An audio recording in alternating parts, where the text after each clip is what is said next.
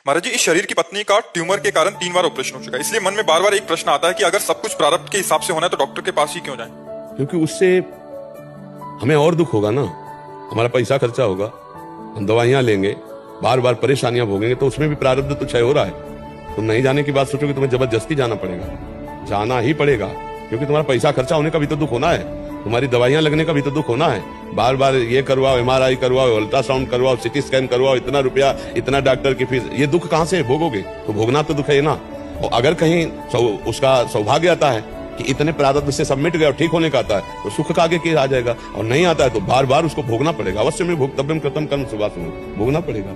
अगर आप कह दो कि मैं नहीं जाऊंगा, तो जबरदस्ती प्रारब्ध तुम्हें ले जाएगा, क्योंकि पैसा भी तो खर्चा होना है, तो तुम्हें बार बार भटकना भी तो है डॉक्टरों के पास, तुम्हें इंतजार भी तो करना है, तुम्हें दवाइयों को खवाना है, इसके बाद लाभ नहीं मिलना है, फिर दुख भोगना है, क्योंकि हमारा प्रारब्ध। इसीलिए हम कहते हैं होश में कर्म करो। अब लोग तो समझते नहीं है, बकरा भून के खा रहे हो, मछली खा रहे हो, नाना प्रकार के जीवों को कष्ट दे रहे हो। अब मनुष्य शरीर मिला है तो हिसाब किताब तो तुम्हारा होगा, अब पूर्व जन्म का हिसाब भोगना ही पड़ेगा। 10-10 साल मुकदमा चल जाते हैं, केवल 10-10 साल, और इसके बाद सजा होती है। सजा से ज्यादा मुकदमा में वो भोग चुका है जेल बंद होकर के। आप यहीं के कानून को देखो, तो बड़ा कानून है हमारे भगवान का। अब जो हम इच्छा करके नए पाप करते हैं वो बंद कर दे, और प्रारब्ध को हम नाम जप करते हुए सह ले, तो आगे की फसल बहुत बढ़िया होगी, मान लो तो कल्याण हो जाएगा।